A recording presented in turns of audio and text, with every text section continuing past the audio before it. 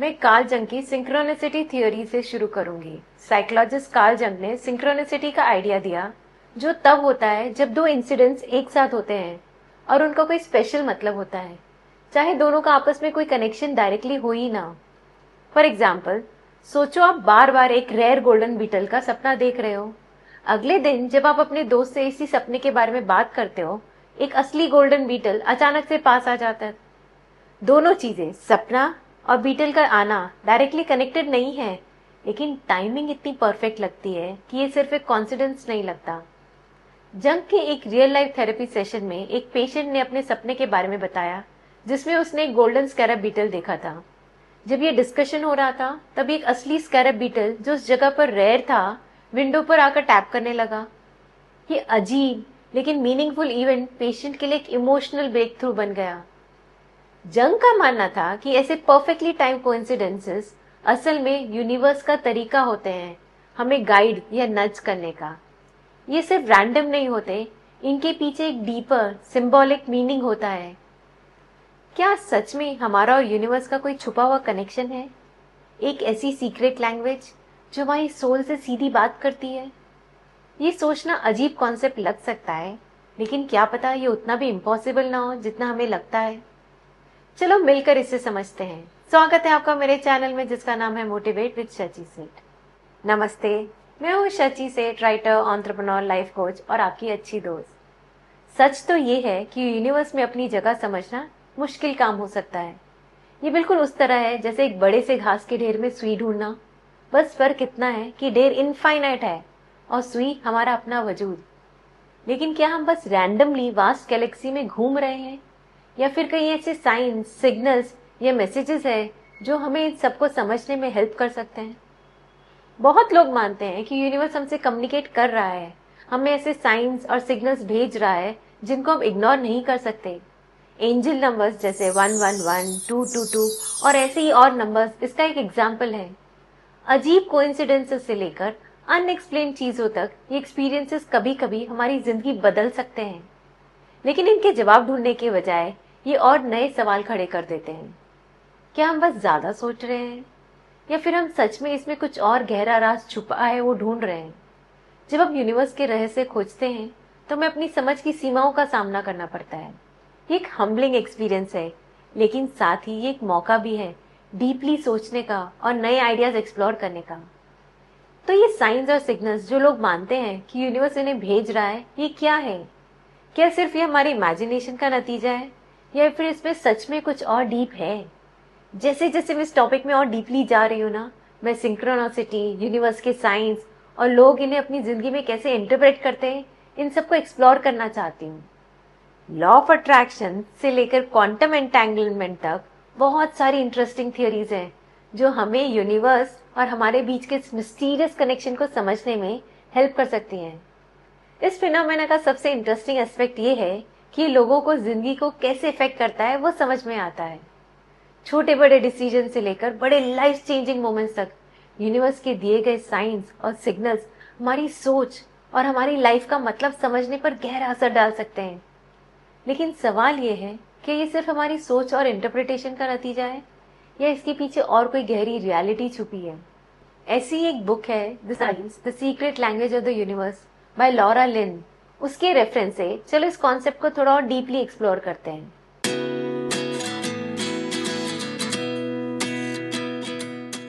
1. The universal language of science. Universe हमें science के जरिए कम्युनिकेट करता है, छोटे छोटे मैसेजेस जो हमारी डेली लाइफ में दिखाई देते हैं। ये साइंस अक्सर सिंबल्स, नंबर्स, एनिमल्स, सॉन्ग्स या कोइंसिडेंसेस के रूप में आते हैं। मानने वाला ये है कि ये मैसेजेस हमें गाइड, कंफर्ट और रीअश्योर करने के लिए होते हैं, हमारी तसल्ली के लिए होते हैं। अगर हम अपनी डेली लाइफ में छोटी छोटी बार बार होने वाली चीजों पर ध्यान दें, तो शायद हमें यूनिवर्स का एक स्पेशल मैसेज समझ आ सकता है। 2. The energy of connection.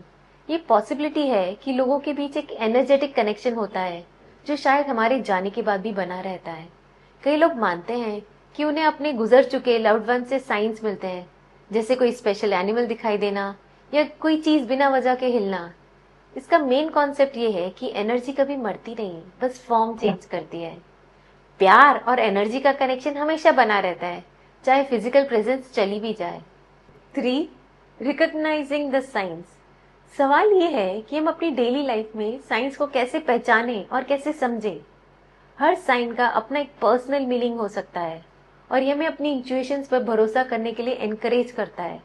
इसमें यह भी जरूरी है कि हम ओपन माइंडेड और इमोशनली रिसेप्टिव रहें ताकि हम इन सिग्नल्स को क्लियरली समझ सकें।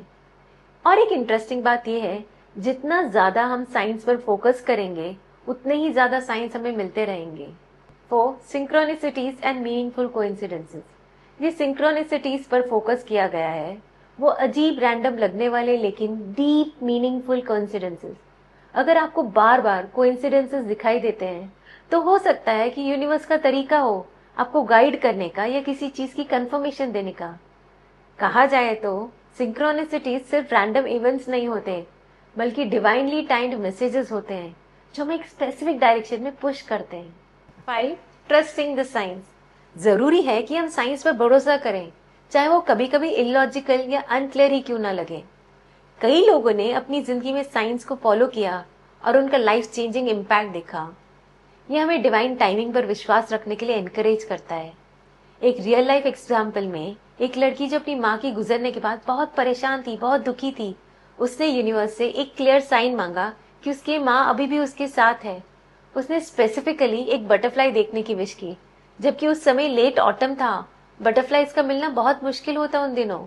अगले दिन जब वो पार्क में चल रही थी, एक ब्राइट येलो बटरफ्लाई उसके हाथ पर आई और कुछ टाइम तक वहीं रही। उस मोमेंट में उसे एक अलग ही सुकून और शांति का एहसास हुआ, जैसे उसकी माँ उसे कह रही हो कि वो अब भी उसके साथ है। इस अनलाइकली साइन पर भरोसा करने से उससे इमोशनल हीलिंग, अपनी माँ से कनेक्शन का एहसास हुआ। जब हम साइंस पर ट्रस्ट करते हैं तो ये हमें अनएक्सपेक्टेड लेकिन पॉजिटिव चेंजेस की तरफ ले जा सकते हैं।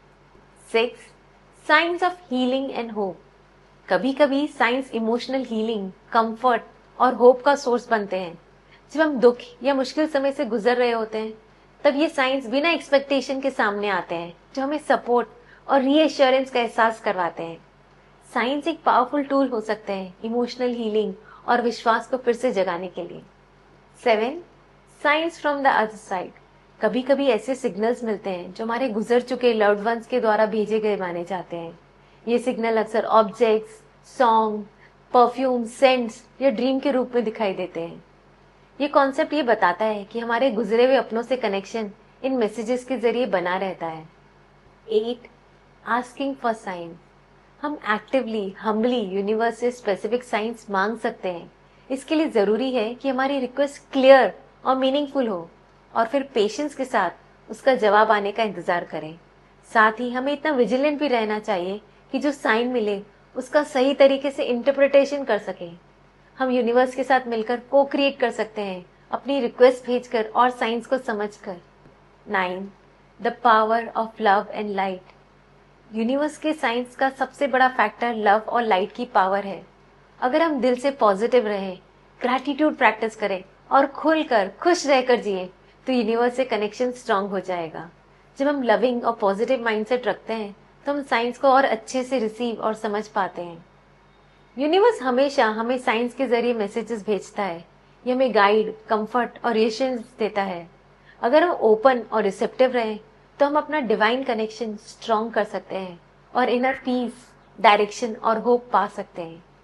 एक कहानी है जो रियलिटी और यूनिवर्स की मिस्ट्रीज को समझने पर हेल्प करती है। ये एक पावरफुल स्टोरी है एक आदमी टॉम की, जिसे यूनिवर्स ने एक क्लियर साइन दिया जो उसकी जान बचाने का कारण बना। टॉम अपनी डेली रूटीन के मुताबिक काम से घर जा रहा था, लेकिन जब वो एक जान पहचान वाले इंटरसेक्शन के पास पहुंचा तो उसे अचानक से एक स्ट्रॉन्ग और अजीब सा एहसास हुआ। गट फीलिंग कहते हैं ना, गट फीलिंग हुई कि उसे दूसरी रोड लेनी चाहिए। यह बिना किसी लॉजिक के एक अजीब अर्ज थी, पर यह इतनी स्ट्रांग थी कि उसने उस फीलिंग पर भरोसा किया और अपना रास्ता बदल दिया। जैसे ही उसने नए रूट पर ड्राइव करना शुरू किया, उसने दूर से सायरन्स की आवाज सुनी। बाद में जब उसने न्यूज देखी तो पता चला कि जिस रास्ते से वो हमेशा जाता था वहां पे एक बड़ा एक्सीडेंट हुआ था। टॉम को यह समझ आया कि उसका रूट चेंज करने का सडन डिसीजन एक रैंडम थॉट नहीं था, बल्कि यूनिवर्स का एक प्रोटेक्टिव साइन था। उसने अपनी इंट्यूशन पर ट्रस्ट किया और बिना जाने एक बड़े एक्सीडेंट का हिस्सा बनने से बच गया। ये कहानी ये दिखाती है कि यूनिवर्स हमेशा हमसे सटल साइंस भेजता है, जैसे एक गट फीलिंग या बिना किसी वजह से एक स्ट्रॉन्ग अर्ज जो हमें गाइड या प्रोटेक्ट कर सकता है। अगर हम इन साइंस पर ट्रस्ट करें, चाहे वो इरेशनल क्यों ना लगे, तो कभी कभी ये लाइफ चेंजिंग डिसीजंस का कारण बन सकते हैं। टॉम की कहानी हमें ये याद दिलाती है कि यूनिवर्स कभी कभी अजीब तरीके से हमसे बात करता है। ये हमें ये भी समझाती है कि हमारा दिमाग ऐसे पैटर्न्स और कनेक्शंस को फील कर सकता है जो सिर्फ लॉजिक से समझना बहुत मुश्किल है। लेकिन इसका असली मतलब क्या है और हम इसे कैसे समझें? जब हम टॉम की कहानी पर सोचते हैं तो सवाल ज्यादा और जवाब कम मिलते हैं, आंसर्स कम हैं। क्या यूनिवर्स सच में हमसे कम्युनिकेट कर रहा है या सिर्फ हमारी सोच का एक खेल है? सच तो ये है कि शायद हमें कभी पता भी ना चले, पर यही तो इस जर्नी को इतना फैसिनेटिंग बनाता है। जब हम यूनिवर्स की मिस्ट्रीज को एक्सप्लोर करते हैं तो हमें अपनी सोच की सीमाओं और बायसेस का सामना करना पड़ता है। हमें अपनी सोच को बढ़ाना पड़ता है और नए आइडियाज को एक्सेप्ट करना पड़ता है, चाहे वो हमारी पुरानी सोच से अलग ही क्यों ना हो। तो अगर यूनिवर्स सच में हमसे कम्युनिकेट कर रहा है तो इसका मतलब क्या है? इसका मतलब है कि जिंदगी सिर्फ वही नहीं जो हम देख या फील कर सकते हैं। हमारी एग्जिस्टेंस उससे कहीं ज्यादा गहरी और मिस्टीरियस है। मेरे साथ इस माइंड बेंडिंग जर्नी में जुड़ने के लिए थैंक यू सो मच। अगर आपके साथ भी ऐसे एक्सपीरियंसेस हुए हैं जिसमें आपको लगा हो कि यूनिवर्स आपसे बात कर रहा है, तो मुझे आपकी कहानी सुननी है। अपनी स्टोरीज और इनसाइट्स कमेंट बॉक्स में जरूर शेयर करें और मेरे और भी इंटरेस्टिंग वीडियोस देखने के लिए मेरे चैनल को सब्सक्राइब कर लें। वीडियो पसंद आएगा तो थम्स अप आइकॉन जरूर क्लिक कर लें और बेल आइकॉन दबाना ना भूलें ताकि आपको हर नए वीडियो की नोटिफिकेशन मिलती रहे। Thank you so much. Goodbye. God bless.